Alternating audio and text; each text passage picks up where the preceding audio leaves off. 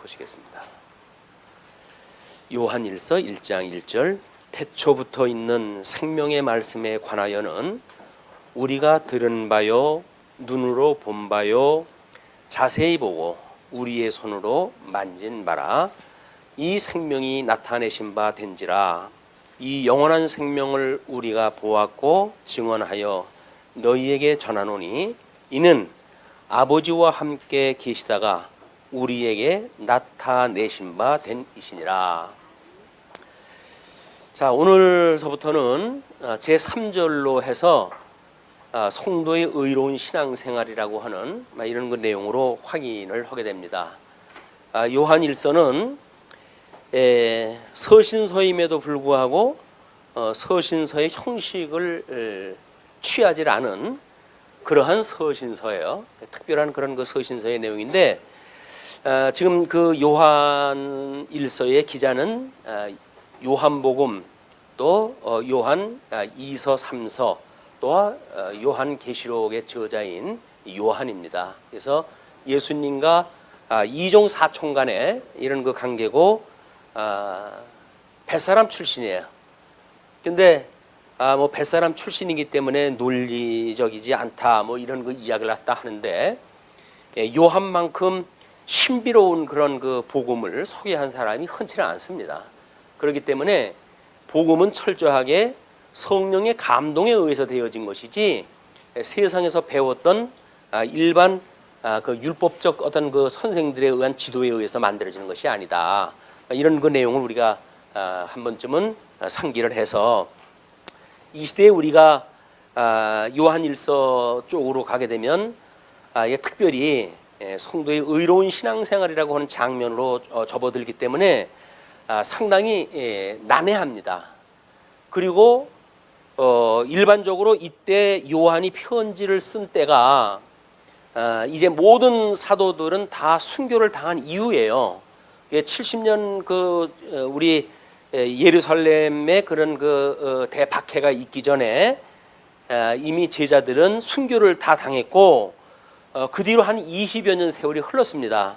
그래서 이 요한서의 기록은 우리 요한복음을 주 80년경에 기록을 했다고 이제 일반 성경학자들은 이야기를 하거든요. 그 뒤에 이제 기록이 되어진 서신이에요. 그렇기 때문에 85년서부터 뭐 95년여간 사이로 보통 추정을 하다 합니다. 물론 최종적으로 이제 요한계시록을 쓰고 요한은 하나님 앞에 부름을 받았지만은 그렇게 노후에, 그래서 주후 100년경에 90살로 영면을 갖다 한 그런 그 제자예요. 모든 제자는 다 순교를 당했는데 요한만큼은 그냥 평안한 삶을 살다가, 평안한 삶은 아니지만 그런 그 영면에 들어갔던 그런 그 특별한 제자이기도 합니다. 예수님께서 특별히 사랑하는 자라고 이렇게 불렀던 그런 그 자이기도 하고, 아마 그렇기 때문에 지금 사도 베드로가 복음을 증거를 할 때만 하더라도 교회에 지금 거짓 이단자들이 들어와 가지고 하나님의 말씀을 왜곡시키고 비진리를 증거하고 했기 때문에 이런 때에 한 20여 년의 세월이 흘렀기 때문에 교회는 그때 소위 말하는 영지주의가 본격적으로 이제 교회를 침투하기 시작을 했다 했어요. 그 영지주의라고 하는 특별한 그 사상은 영혼은 선하고 그리고 육은 악하다라고 하는 아주 극히 이원론적인 플라톤의 그런 사상을 그대로 받아들였던 그런 그 철학을 기조로 한 이런 그 사상이기도 합니다. 그래서 이런 그 영지주의가 교회에 침투를 갖다 해가지고 지금 성경을 통해서 끊임없이 계시되어진 것은 하나님이 어떠한 분인가가 소개되어진 거 아닙니까?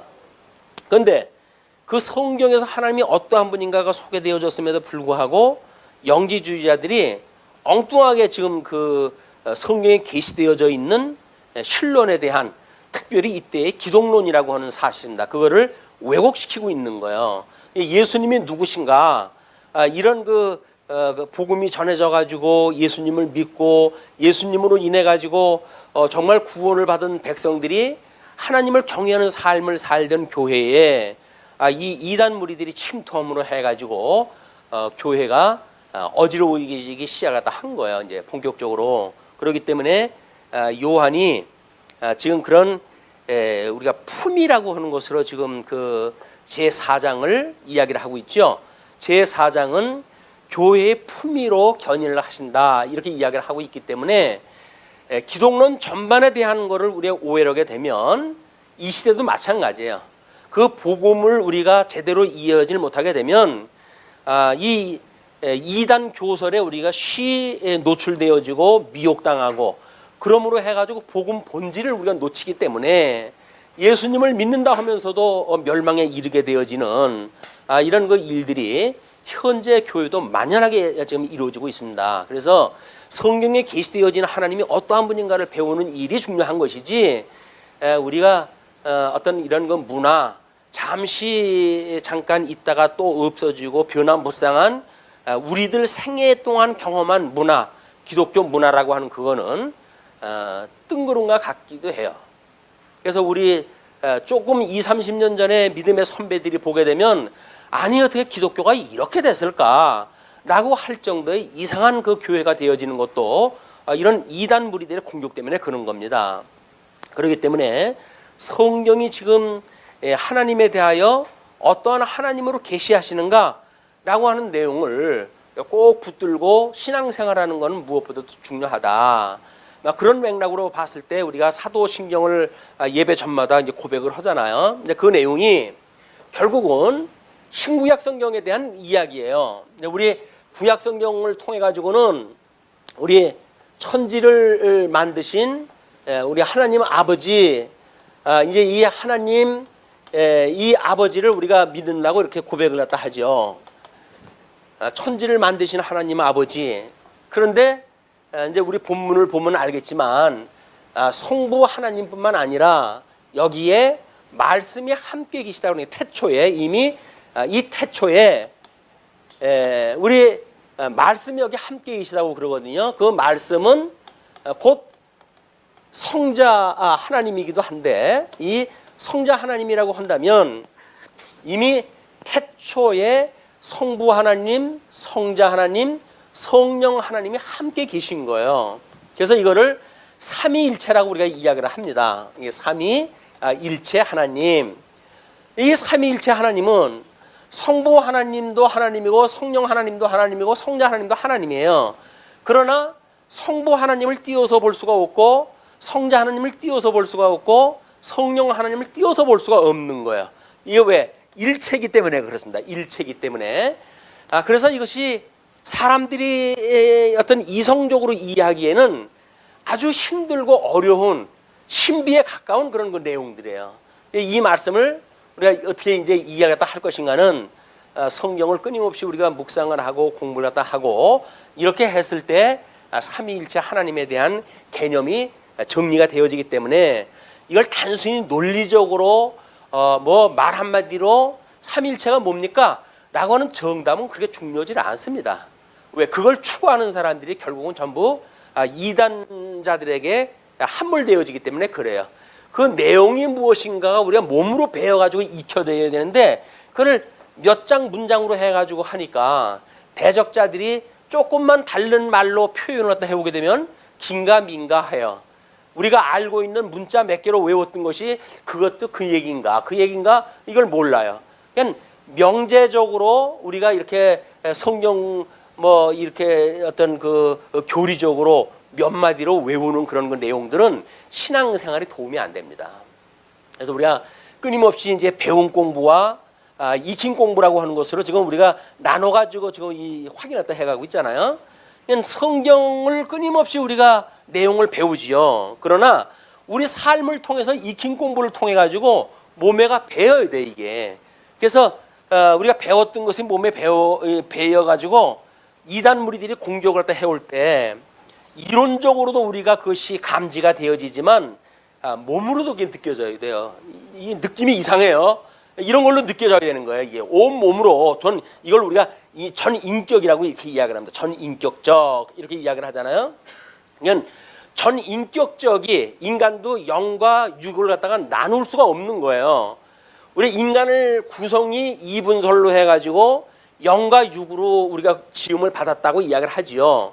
그렇다고 해가지고 그것이 나눠질 수가 없는 거예요. 육이 따로 있고 영이 따로 있고 나눠지지 않는다고요. 왜? 그것이 하나의 인격이기 때문에 그런 겁니다. 두 개가 다 모여가지고 우리가 성도라고 하는 그것이지 육체를 따로 떼어 생각할 수가 없는 거예요. 거기 이원론주의자들이 함정을 파놓고 우리들한테 접근하는 방법이에요. 영이라고 하는 부분을 따로 떼어놓고 육이라고 하는 부분을 따로 떼어놓고 이 영은 하나님 앞에 선한 거고 육은 악한 거기 때문에 영이 우리가 구원을 받았다고 한다면 육이라고 하는 그거는 이 구원받은 그 육이라고 하는 그거는 아무렇게나 살아도 문제가 없어라고 하는 이분설로 이제 어떤 그런 이원론으로 빠져버린단 말이야. 그 성도들에게 왜 삶의 어떤 그런 열매가 맺히지 않는가? 이런 자들의 공격에 의해서 우리들도 모르게 함몰되어진 거예요. 내가 구원받았으니까 뭐 종교 개혁적에는 만인 제사장이라고 해가지고 제사장 같은 삶으로 우리를 산다고 이야기를 했잖아요. 500년 정도 흐르니까 제사장은커녕 뭐 예수님을 믿는다고 하는 사람들이 믿지 않는 사람과 다른 것이 아무것도 없는 그런 나락으로 떨어져 버렸단 말이에요. 왜 그러는가? 이걸 전인격적이라고 하는 개념이 없어져 버린 거예요.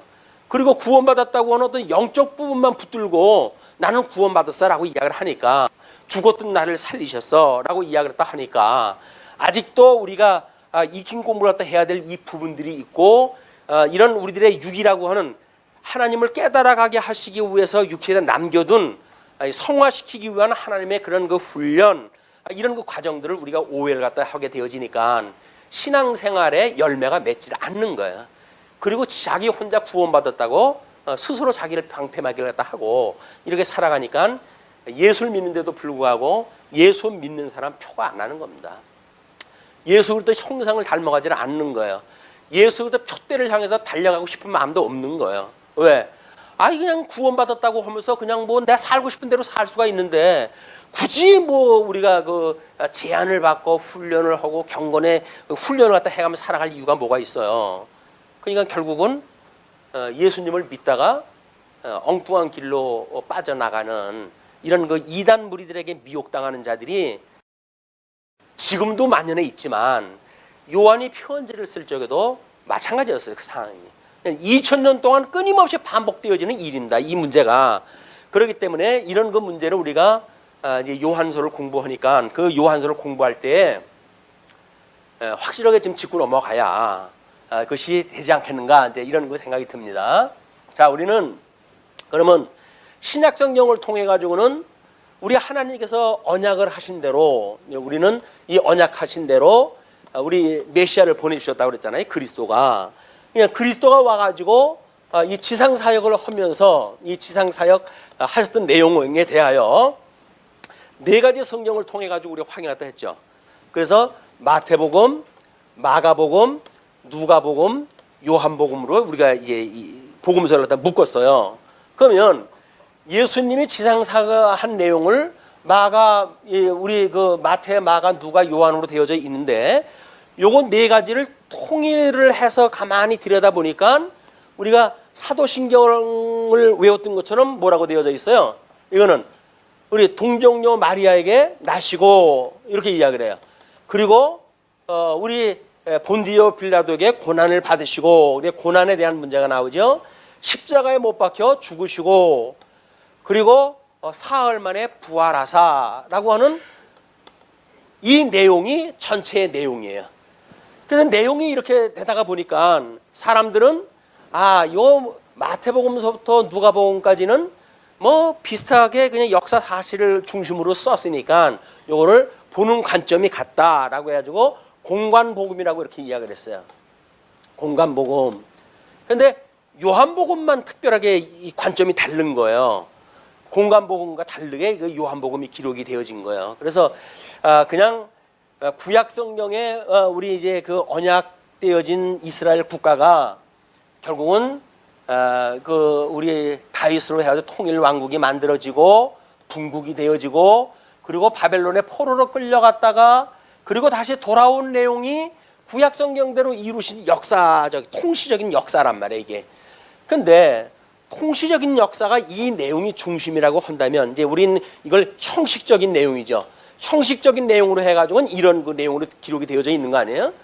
근데 왜 똑같은 내용을 이렇게 네 가지 성경으로 기록을 했을까라고 하는 각 성경의 차별화를 그동안 우리가 잘 몰랐었는데 이렇게 성경 신학적인 입장으로 보니까 이 마태복음은 예수 그리스도의 직임을 중심으로 해가지고 구약에 언약되어진 그리스도다. 구약에 언약되어진 이 예수님은 구약에 언약되어진 그리스도이시다라고 하는 증거가 직임이라고 하는 그 내용을 분석을 해가지고 이분은 직임을 보니까 구약에 언약되어진 그리스도이십니다라고 하는 게 증거가 되어진 거 아니겠어요? 두 번째 우리 마가복음은 신분이에요.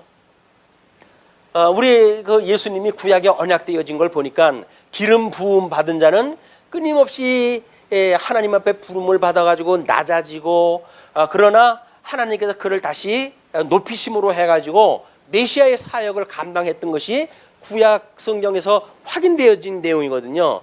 그런데 그거를 마가복음을 통해 가지고 예수님의 신분을 통해 가지고 그리스도인 걸 증거를 갖다 했단 말이에요. 그리고 누가복음에서는 이 사역을 통해 가지고 예수님은 우리 양대 언약을 하신 대로 하나님의 의와 하나님의 나라를 이루시는 것, 이 사역을 하셨구나. 그래서 이 사역을 통해서 구약에 언약되어진 그리스도이라고 하는 걸 증거되어진 것이 누가복음의 내용이었어요.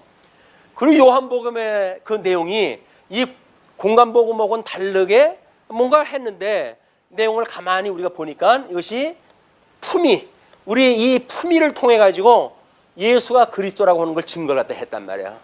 그런데 다른 내용들도 물론 문제가 있지요. 적그리스도가 이제 교회를 공격을 할 적에는 직임을 가지고도 거짓말을 시키고 신분을 가지고도 거짓말을 시키고 사역을 통해서도 거짓말을 시켜요.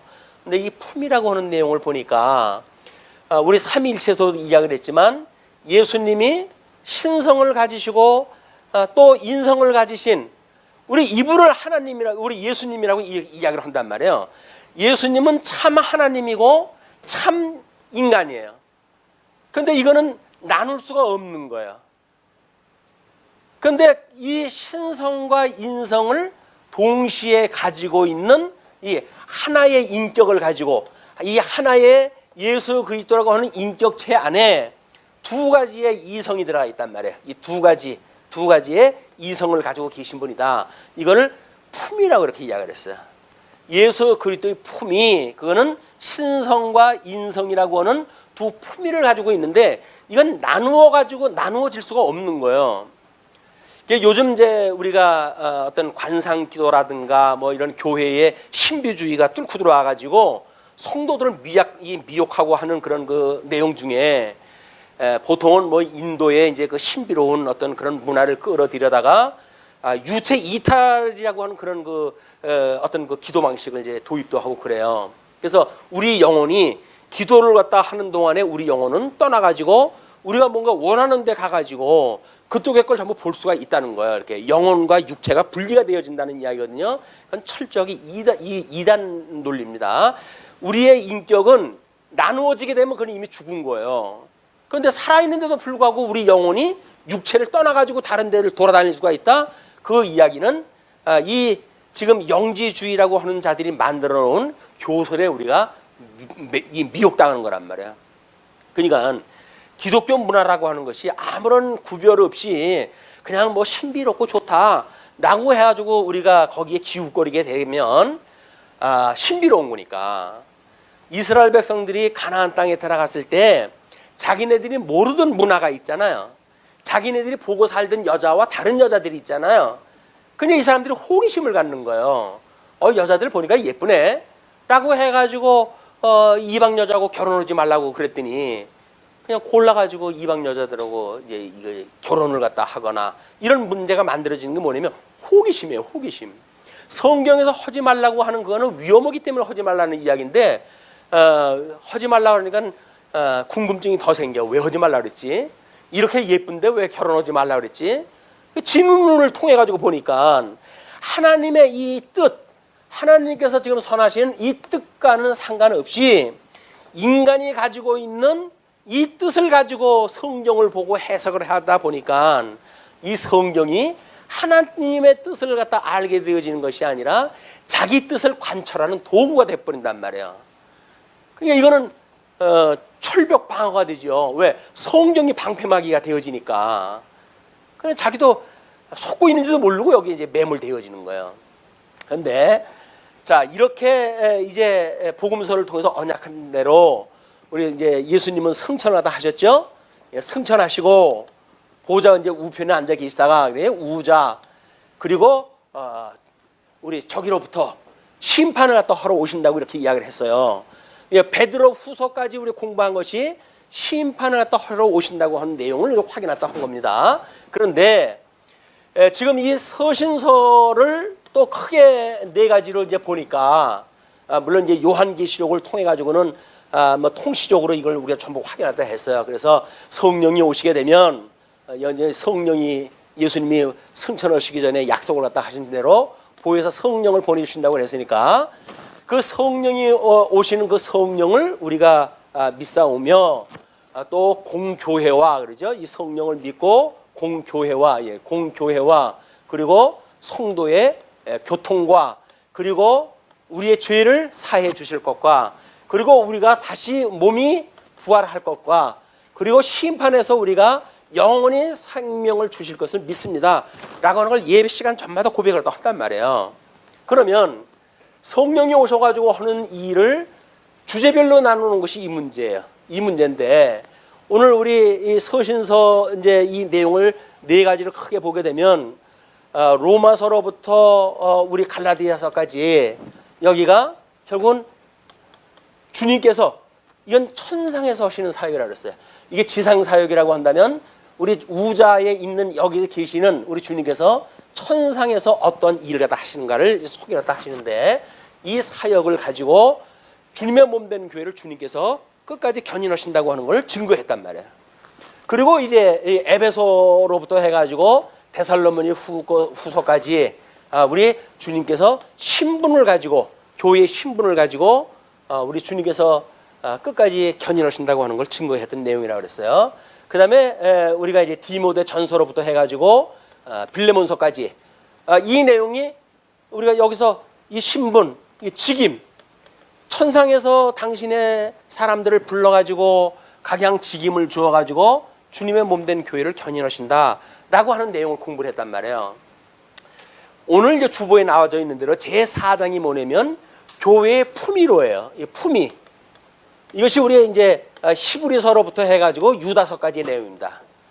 그러니까 히브리서부터 유다서까지 주님의 몸된 교회는 이 품위를 가지고 끝까지 견인해 주신다는 이야기예요.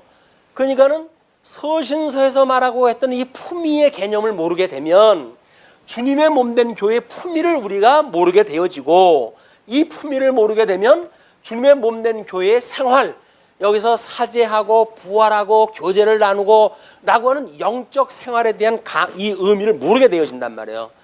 그 일반 문화하게 그냥 침몰되어져 버리는 거예요.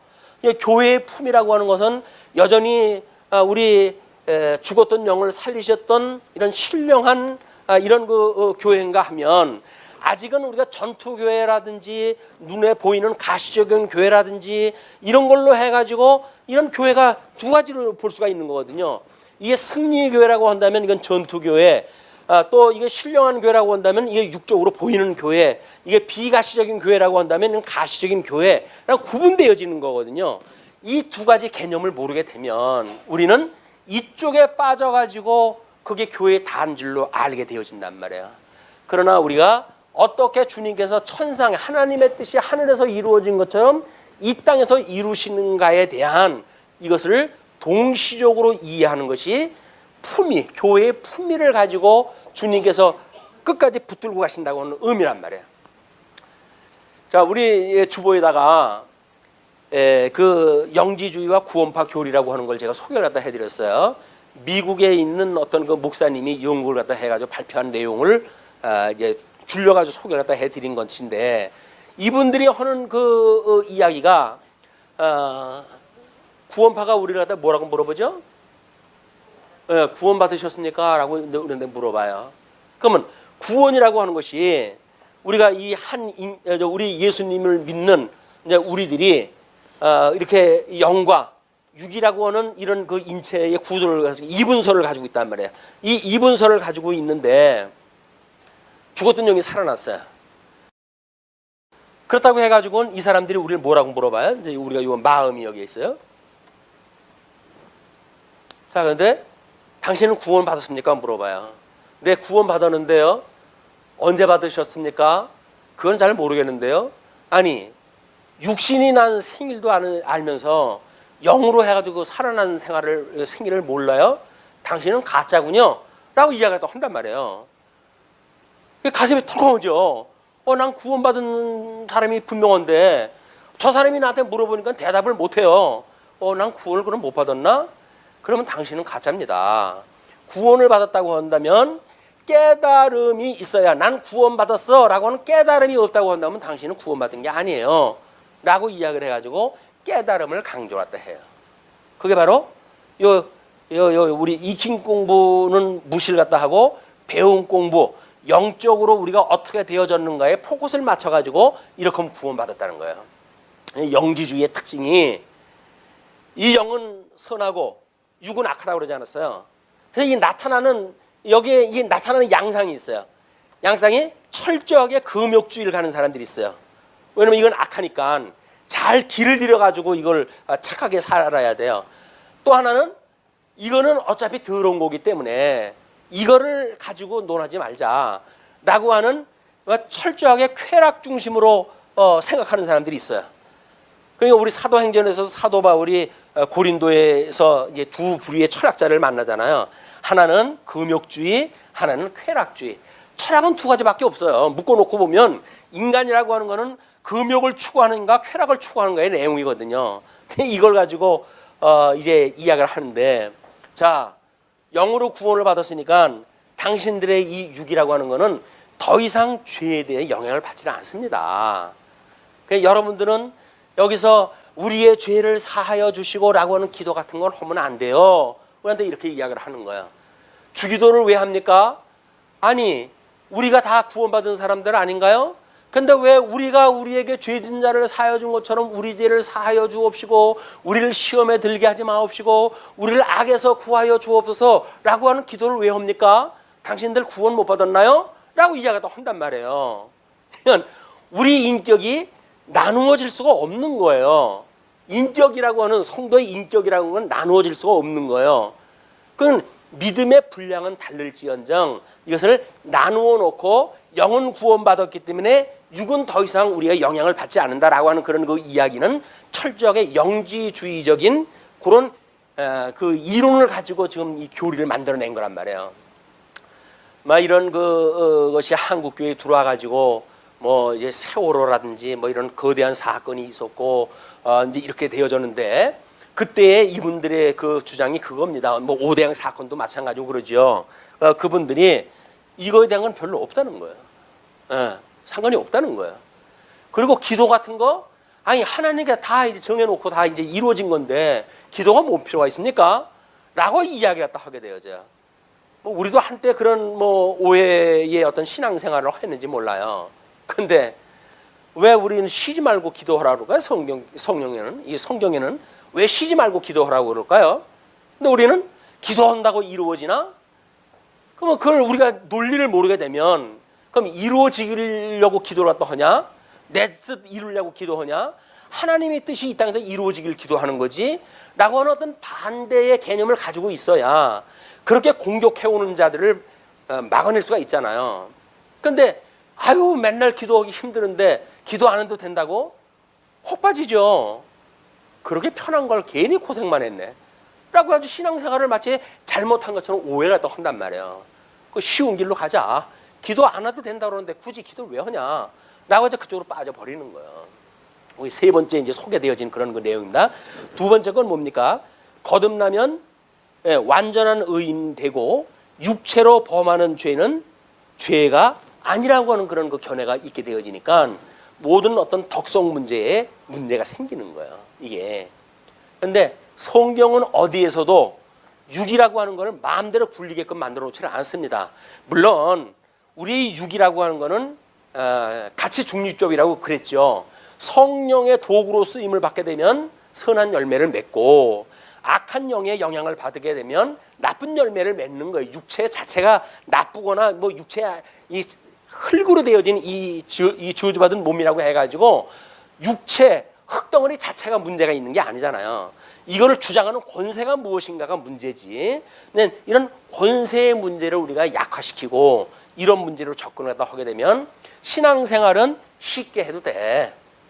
뭐 꼭 주일날 교회 나가야 되냐? 성도가 꼭 모여야 되냐? 꼭 뭐 연보를 갖다 해야 되냐? 꼭 봉선을 갖다 해야 되냐? 꼭 기도를 갖다 해야 되냐?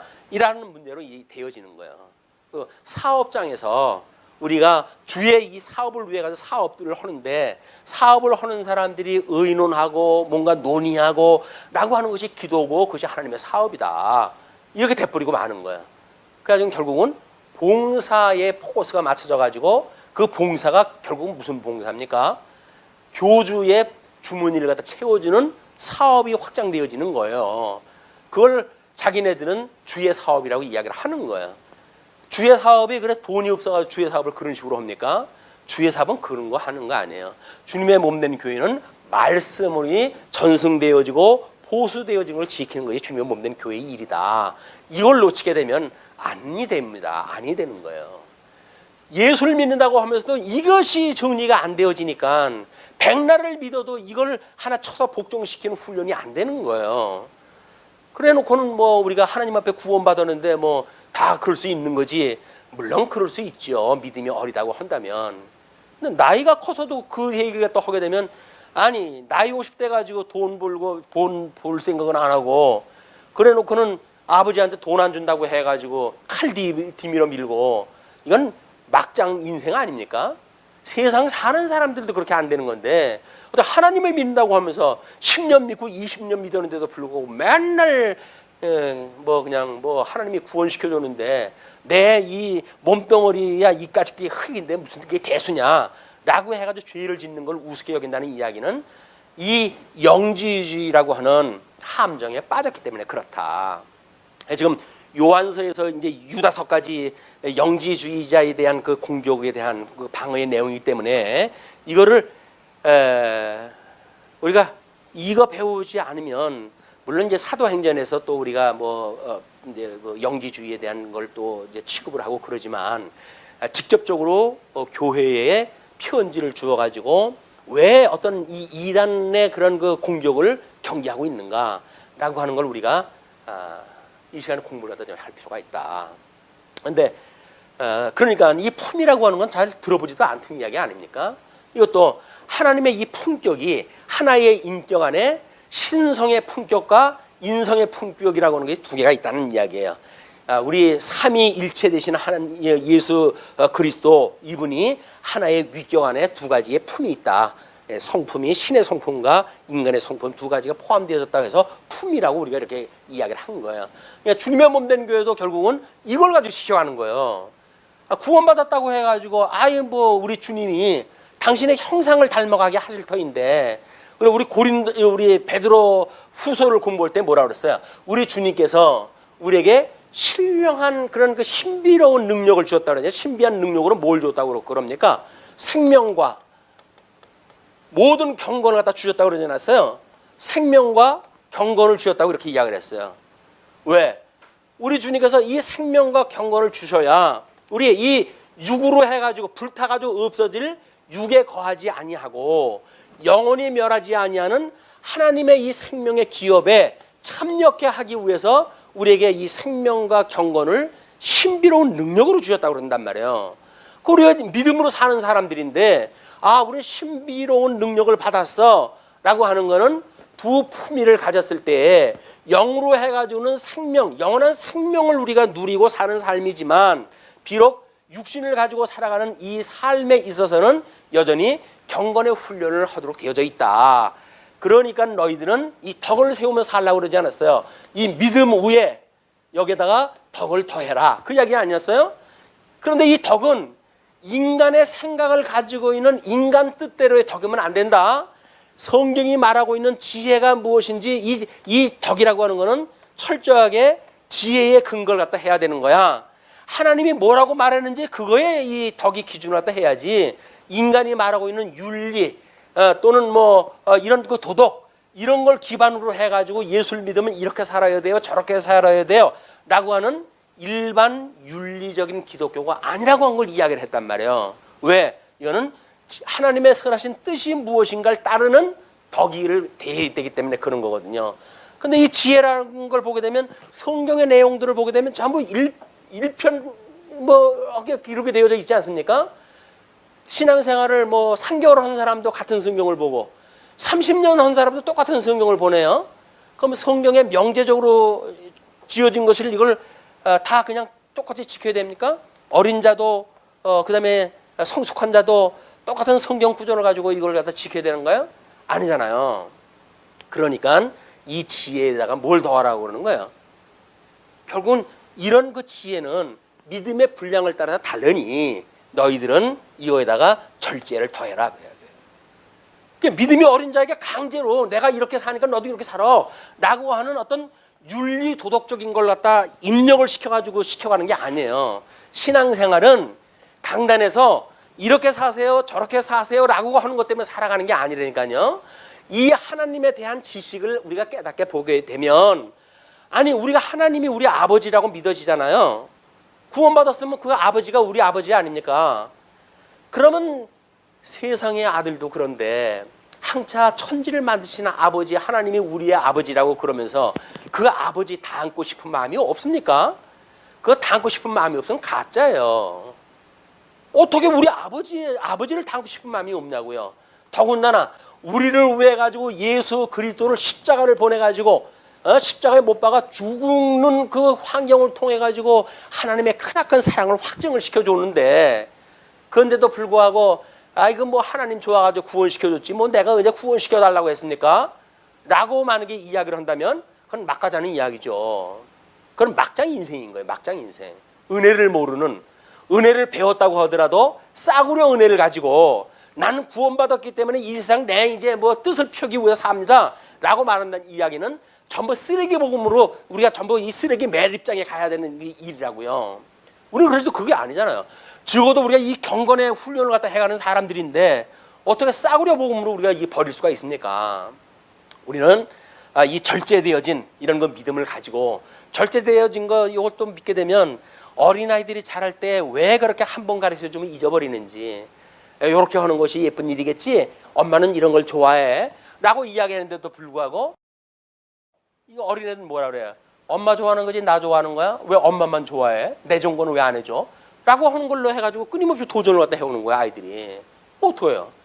인내를 가지고 끊임없이 가르쳐 주는 수밖에 없어요. 하나님이 어떠한 분이란다, 진리라고 하는 것이 무엇이란다, 말씀이 무엇이란다, 이런 걸 끊임없이 교육이 되어져야 이 인내 후에 경건이 만들어지는 겁니다. 이 경건이 만들어지면 여기다 뭐라 그랬죠? 형제 우애를 더하고, 그리고 여기다가 사랑을 더하라. 이것이 덕의 전부예요. 덕의 전부. 우리의 덕성 문제로 우리가 나눠놨잖아요. 다 가지를.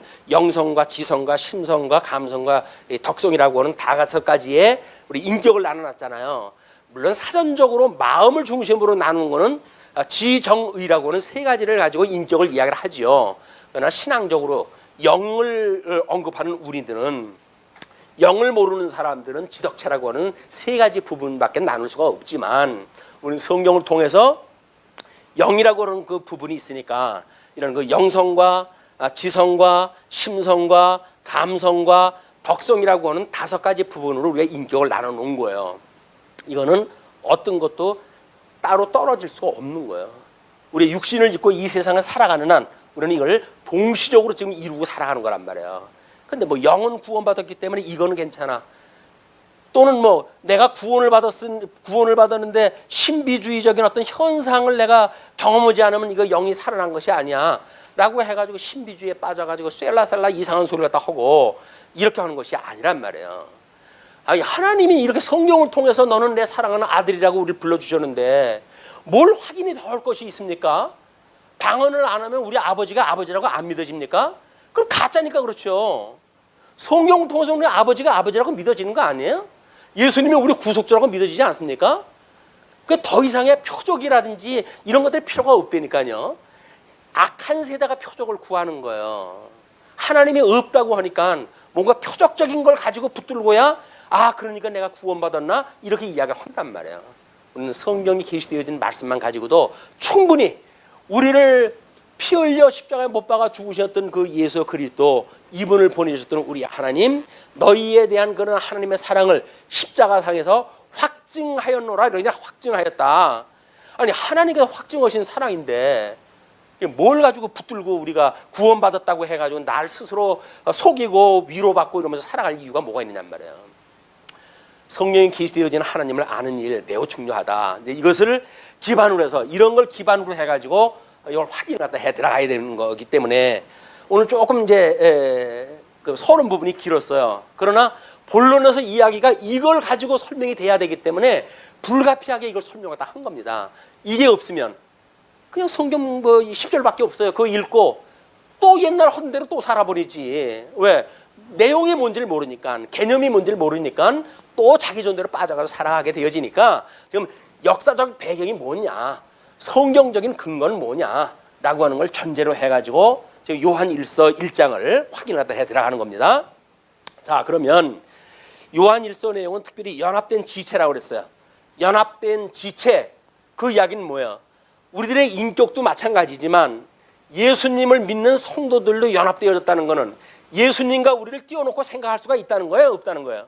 예수님과 연합되어졌다는 이야기는 예수님과 연합되어진 우리 지체예요. 이 지체는 예수님과 떨어져서 우리가 생각할 수 있는 겁니까, 없는 겁니까? 안 되는 거예요. 이제는 한 몸이라니까요. 아니 한 몸인데 어떻게 목은 따로 띄워놓고 이건 내 머리 어디다 보관을 갖다 해놓고 몸뚱어리만 돌아다닐 겁니까? 안 되는 거 아니에요.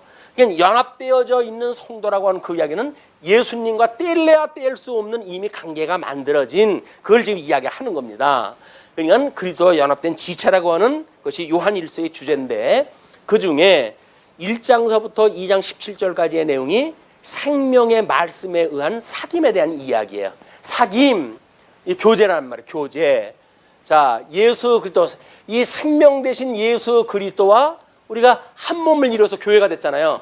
주님의 몸 된 교회가 됐단 말이에요. 신부가 돼서 그의 신부가 됐으니까 교제를 나눠야 될 거 아닙니까? 같은 그런 뭐 그 사랑한다고 하면서 뭐 한 사람은 미국에 살고 한 사람은 한국에 살고 그러면서 우리 결혼했어요라고 하는 거는 영혼 결혼이라 그건 결혼이 아니에요. 세상에서 말하는 거는 그냥 합방하고 같이 사는 것이 결혼이죠. 예수님하고 우리가 결혼했다고 한다면 한 몸이에요, 한 몸. 그렇다고 한다면 그 주님의 몸된 교회 지체들이 함께 신부된 사람들이 있잖아요. 교제를 나누지 않으면서 한 몸이라고 한다는 거 거짓말이에요. 교회 생활이 왜 중요합니까? 교제를 할 수가 있다고 하는 걸 몸소 몸으로 우리가 배울 수 있는 곳이니까 중요하단 말이에요. 여기서 무슨 부흥을 시키고 무슨 큰 교회당을 짓고 사람들 1000명, 20명 뭐 이렇게 불러 모으고 그게 중요한 거 아니에요. 우리는 교제가 있어요. 교제. 같은 몸이니까 넌 왼손이니? 나는 오른손인데 너는 오늘 뭘 할 거니? 나는 오늘 이게 짐을 질 건데 들고 가다 보면 너 힘들지 않니? 내가 좀 질까? 라고 해가지고 유기적으로 돌아가는 게 한 몸 아닙니까? 근데 교회당이 커가지고 1000명, 20명 모이니까 어떤 사람은 1부 예배 모이고 어떤 사람은 5부 예배 모이고 1부 예배 모였던 사람은 얼굴도 몰라. 그럼 무슨 교제를 나눈다는 이야기예요? 대형화를 꿈꾸는 것, 어떤 이 눈에 보이는 가시적인 거에 큰 걸 갖다 꿈꾸는 거, 이것들이 전부 만모니즘이라고 하는 사단의 미혹에 빠지는 거예요. 큰 교회가 왜 필요해요? 하나님의 말씀을 배울 수 있는 곳이 필요하지. 아니, 잘난 사람들 많으면 나도 그냥 같이 잘난 겁니까? 아니에요. 잘난 사람이 나 힘들고 그럴 때 도와줄 일 없어요. 그렇다고 한다면 내가 하나님 앞에서 살아가는가가 중요하지. 잘난 사람들 많은데 나가 끼어가지고 동반 뭐 신분 상승을 하다 꿈꾸십니까? 다 소용없는 일이에요. 그게. 이런 하나님을 믿는다고 하고 예수 그리스도를 믿는다고 하는 그 신앙의 본질이 무엇인가? 본질만 우리가 붙들고 살아가는 것. 이것이 잠시 잠깐 주는 거 아닙니까? 잠시 잠깐. 인생의 본분이 뭐라고 그랬어요? 이렇게 계시되어진 하나님의 이런 그 하나님을 영화롭게 하고 영화롭게 하고 하나님을 깨달았던 우리들이 어떻게 하라고요? 이분만으로 즐거워한대. 즐거워하는 것. 이러기 위해서 지음을 받았다니까요. 그 교제를 나누지 않으면서 뭘 즐거워해요?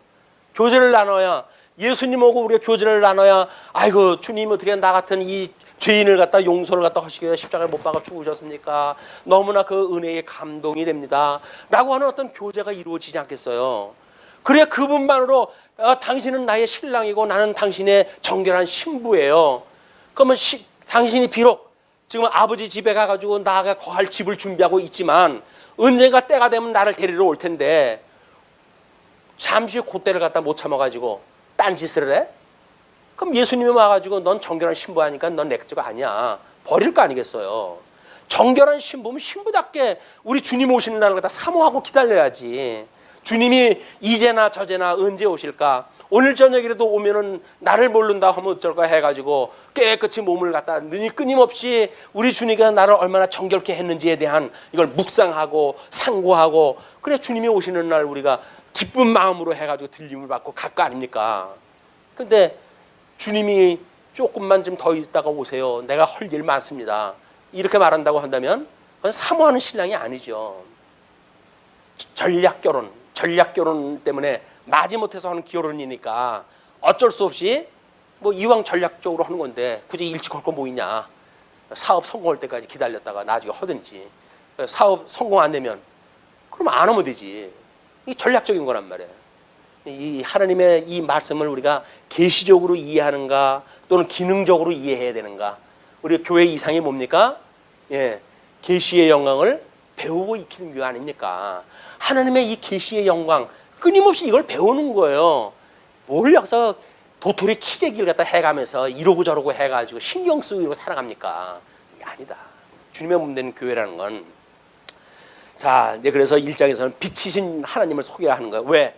어두움이 만연한 곳에 우리 주님이 오셨으니까. 사망 권세에 의해 가지고 어두움이 만연한 이곳에 우리 예수님이 오신 거 아니에요? 그러니까 빛 대신 예수님에 대해서 이렇게 설명을 하시는 거야. 이제 우리 본문 읽었던 대로 1장과 2절, 1절과 2절 영원한 생명의 말씀과 듣고 보고 만진 바 된 것임을 소개합니다. 태초부터 있는 생명의 말씀에 관하여는 우리가 들은 바요, 눈으로 본 바요, 자세히 보고 우리의 손으로 만진 바라. 예수님이 이 땅에 오셨을 때 요한복음을 쓸 적에도 우리 요한이 그러지 않았어요? 태초에 말씀이 계시니라. 근데 그 말씀은 곧 하나님이고 그 빛이 이 땅에 왔을 때 어두움이 그를 알아보지 못했다 이렇게 해서 이야기를 하잖아요. 그런데 우리는 어떻게 무슨 복이 있길래 도대체 우리가 무슨 뭐 그 콩쥐 팥쥐의 콩쥐도 아니고 우리의 잃어버렸던 신발짝을 우리 주님께 찾아가지고 너는 나의 짝이다라고 우리를 불러주신 거 아니에요. 아니 공주가 된 이 놀라운 감격을 가지고 살아가야지 콩쥐 같은 마음을 가져가면서 예수님을 믿는다는 건 말이 안 되잖아. 이건 우리 주님께서 우리를 얼마나 사랑하셨는지, 나는 도저히 자격이 없는데 어떻게 나를 정결케 하고 나의 눈을 열어가지고 우리 주님이 구약에 언약되어진 메시아인 걸 우리가 알아보게 하시고 그분을 주님이라고 고백을 하고 주는 그리스도시고 살아계신 하나님의 아들입니다, 이렇게 우리가 고백을 할 수 있는 믿음을 주셨느냐 말이에요. 이게 실로 놀라운 일 아닙니까? 천지가 개벽될 만큼의 놀라운 일이 일어난 거예요. 천지 개벽은 그냥 무슨 뭐 개나 소나 다 받는 구원인데 뭐 대수냐? 라고 말을 했다 한다는 이야기는 구원 아니라는 이야기예요. 그게 어떻게 개나 소나 다 받습니까? 이게 특별히 고르고 골라가지고 골라내는 우리란 말이에요. 그런 이 정결한 신부로서의 자긍심은 이우한테 필요한 거예요. 특별히 골라내는 사람이라니까요, 우리가. 근데 어중이 떠중이하고 똑같은 편이라고 해가지고 우리가 같이 살아갈 수는 없잖아요. 뭔가 차별화되어진 삶을 살아야 되지. 자, 그렇기 때문에 그거를 우리 주님이 오셨을 때 요한이 그분을 만났어요. 그것도 금을 던지다 만난 거 아닙니까? 금을 던지다가 만나서 주님을 생업을 팽겨치고 그분을 따라다녔던 거예요. 그리고 딱 3년 동안 공생애를 통해 가지고 예수님에 대하여 배우고 익히고 이렇게 하다가 그런 그 믿음에 의해 가지고 예수님 돌아가실 때까지 지키고 있었던 거 아닙니까? 그러니까는 돌아가실 때 자기 어머니 마리아까지 부탁을 하고, 그리고 요한한테 어떤 그 사역을 맡긴 그런 이니까 자기가 직접 들은 바고 눈으로 본바고 자세히 보고 우리의 손으로 만짐받아. 그런데 요한이 이렇게 고백을 했다 하는데 우리는 아닌가요? 우리 주님께서 우리를 불러내셨어요. 은혜의 나래 아래 우리를 갖다 두셨어요. 그럼 우리 예수님 본 거 아닌가요? 요한만 본 건가요? 우리는 그냥 성경만 읽었을 뿐입니까? 그럼 우리는 눈을 닫고 있는 거예요. 영적 눈을 닫고 있기 때문에 안 보이는 거예요, 그게. 우리 예수님이 우리 부르는 것이 왜 안 보입니까? 말씀을 해서 우리를 부르는 것이 왜 안 보입니까? 우리를 위해서 십자가에 못 박아 죽인 것이 눈에 보이듯이 선언데 예수님이 우리를 위해서 십자가에 돌아가신 것이 그냥 성경에 문자 몇 가지로 써놓은 것이 아니잖아요. 우리를 위해서 돌아가셨다고 하는 것이 믿음의 눈으로 보니까 그게 사실이라는 게 사실을 우리 눈으로 본바란 말이에요. 그리고 우리의 몸뚱아리 성도를 갖다 교제를 통해서 끊임없이 확인을 갖다 하니까 주여 우리 주 앞에서 성도들이 만나고 교제를 갖다 하고 그게 만진 거 아니에요? 우리 몸을 만지면 머리 대신 예수님을 만난 거지.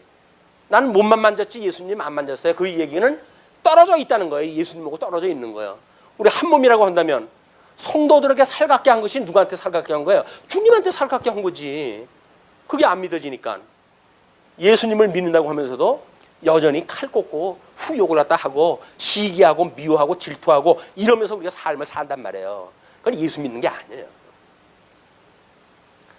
뿐만 아니라 이 생명에 나타내신 바 된지라 이 영원한 생명을 우리가 보았고 생명이 눈에 보이는 겁니까? 요한은 보았다고 그래요. 요한만 보고 우리는 안 보입니까? 생명이 보이십니까? 생명 글쎄 내 생명도 안 보이는데 어떻게 생명이 보이나? 그러니까 우리는 눈 감고 사는 거라니까요. 우리 아이들이 믿음에서 조금씩 성장하는 것이 안 보이십니까? 그게 생명이에요. 그게 복음을 증거하고 내가 그 사랑의 수고를 했다 하고 하니까 믿음으로 해가지고 조금씩 변화가 만들어지고 그게 우리 생명을 보는 거예요. 예수님이 우리들에게 와가지고 우리를 변화시켰던 것처럼 우리가 가지고 있는 진리를 나누어주고 그걸로 사랑의 수고를 했다 하고 이렇게 되어져서 어떤 변화가 만들어지는 것이 보인다고 한다면 우리야말로 생명을 보고 있는 거예요. 그런데 증언하여 너희에게 전하노니 이는 아버지와 함께 계시다가 우리에게 나타내신 바 된 이시니라. 태초에 있었던 말씀이니까 그것이 지금 우리에게 나타났다 그 얘기죠. 그러면서 우리가 이제 그 3절로 4절 보고 들은 말씀을 전함은 사귐이 있게 하려 함이래요. 우리가 보고 들은 바를 너희에게 전함은 너희로 우리와 사귐이 있게 하려 함이니 교제를 나누고 이루고 싶어서 그런다 그 이야기예요. 그런데 아버지와 그의 아들 예수 그리스도와 더불어 누림이라. 자, 예수 그리스도와 우리가 누렸어 이거를. 근데 예수 그리스도는 누구하고 지금 함께 누린 거야 이게? 우리 하나님의 뜻을 이루시기 위해서 이 땅에 오신 거 아닙니까?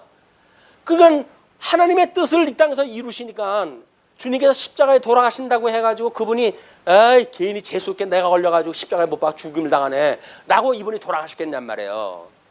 즐거운 마음으로 기뻐 주님의 그 기뻐한 뜻을 이루셨다는 이야기 이분이. 그게 믿어진다고 한다면 우리는 괜히 나만 땀 흘리고 수고하잖아. 이 시간에 나만 밥 지고 왜 나만 해야 돼? 다른 사람들은 이렇게 성경 공부하는데 라는 생각이 드십니까? 그렇다고 한다면 우리는 성경의 진리를 모르고 있는 거예요. 왜?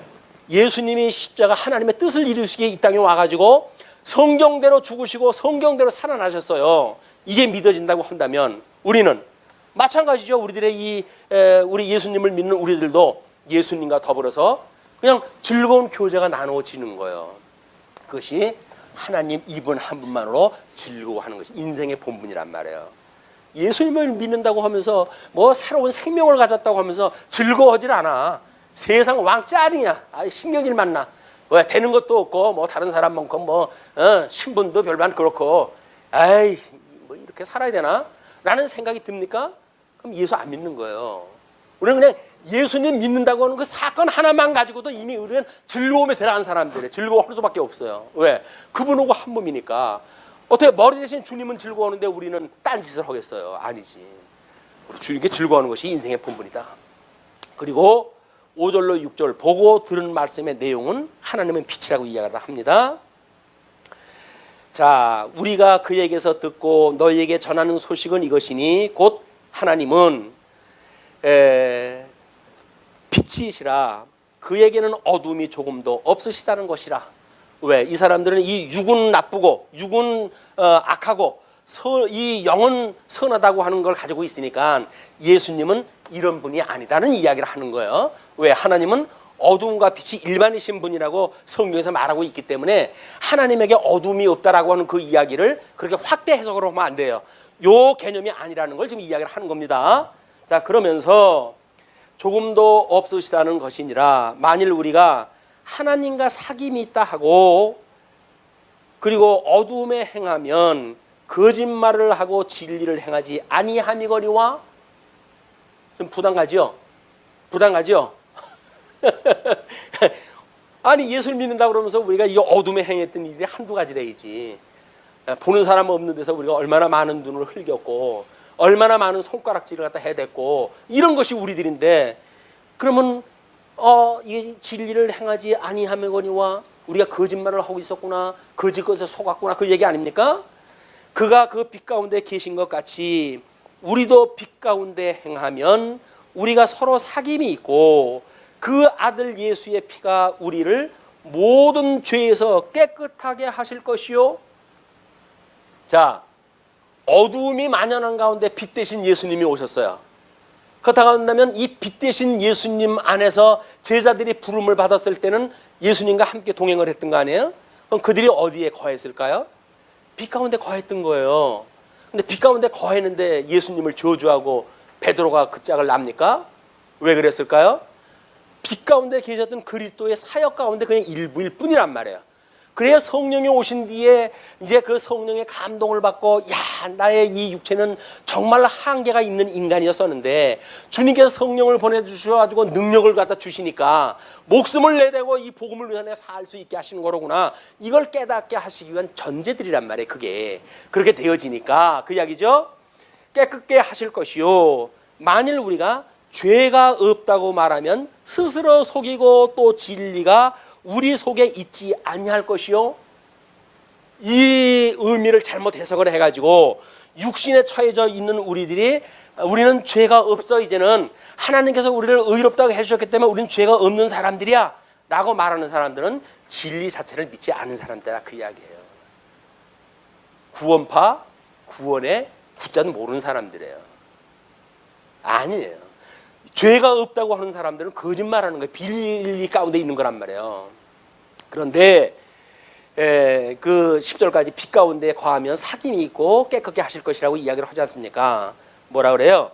만일 우리가 죄를 자백하면, 빛 가운데 있으면서도 불구하고 우리는 죄가 있다고 그러잖아요.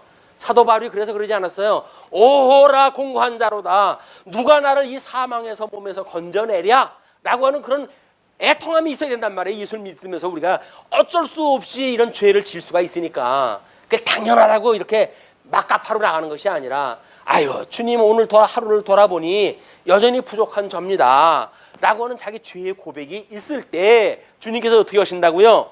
만일 우리가 우리 죄를 자백하면 그는 미쁘시고 진실하시고 믿을만 하시고 그러기 때문에 또 의로우사 우리 죄를 사하시며 우리를 모든 불의에서 깨끗하게 하실 것이요. 그게 믿음으로 사는 거란 말이에요. 믿음으로 사는 게 하고 싶어서 하는 것이 아니라 정말 하기 싫은데도 불구하고 우리가 이 육체의 소욕, 이 즐기고 이런 그 사망의 권세에 의해서 육체의 소욕을 따라서 사는 사람들이 좋아서 가는 것이 아니라 정말 싫은데 내 몸이 연약하여 어쩔 수 없이 여기에 매여져 있으니 주님 저를 용서해 주세요. 그리고 우리 시험에 들게 하지 마시고 이 악에서 제발 나를 구원을 갖다 해주세요. 이건 내가 쳐다보기도 싫습니다 주님 라고 신앙 고백을 갖다 하는 것이지, 아니 뭐 육신을 가지고 있으면 다 뭐 그럴 수 있는 거지 라고 하면 죄 짓는 거를 당연히 여긴다고 한다면 그건 진리를 모르는 것이다, 그 이야기예요. 믿음으로 살고 진리를 안다고 한다면 우리를 이 사망 구덩이에서 우리를 살리신 분 아닙니까? 그렇다고 한다면 우리 온전한 몸을 이룰 때까지 주님께서 우리를 끝까지 붙들고 계시다 라고는 품위로 견인하신다고 하는 이 내용을 가지고 이걸 믿는 믿음으로 성도의 신앙생활을 해가는 것이다. 소망이 있으십니까 이제? 주님께서 우리를 건져내시니까. 그래서 10절에 이렇게 정리를 합니다. 만일 우리가 범죄하지 아니하였다 하면 하나님을 거짓말하는 이로 만드는 것이니 또한 그의 말씀이 우리 속에 있지 아니하니라. 성경을 알면서 무슨 우리는 죄가 이제 더 이상 없는 거예요. 어쩌고 쓴소리 하는 식은 소리 하는 인간들은 말씀이 거기에 없는 거예요. 이미 미혹되어진 영에 의해 가지고 자기 쾌락을 따라가서 살아가는 이런 영지주의적인 사상을 가지고 있는 자들이다. 그러니까 우리는 경계가 돼야 될 거 아니겠어요. 그 사람들은 그렇게 믿고 살 망정 우리는 경계를 갖다 해야 될 거 아닙니까? 그리고 하나님 기회를 주신다고 한다면 형제요 자매요 당신은 지금 이 믿음 생활을 잘못 알고 있는 겁니다. 그러니 성경이 무엇을 말하고 있는지 이걸 제대로 알고 구원을 받았으면 좋겠습니다. 우리 함께 교제를 나누십시다. 먹는 거, 이 마시는 이 말씀이 같아 우리가 이 형제의 우애를 갖다 더할 수가 있는 거 아니겠어요? 진리와 더불어 함께 기뻐할 수 있는 이런 사랑을 나누고 살았으면 좋겠습니다.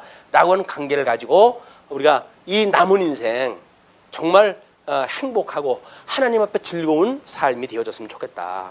먹을 것이 없어도 즐거웠으면 좋겠고 가진 것이 없어도 즐거웠으면 좋겠고 왜? 우리의 참 생명 되신 주님을 우리가 품고 사는 사람들이니까 주님께서 이 안에 너 있다 하잖아요. 예수님 품 안에 있다고 하는 그 자체만 가지고도 행복한 우리 삶이 되어졌으면 좋겠습니다. 기도하시죠.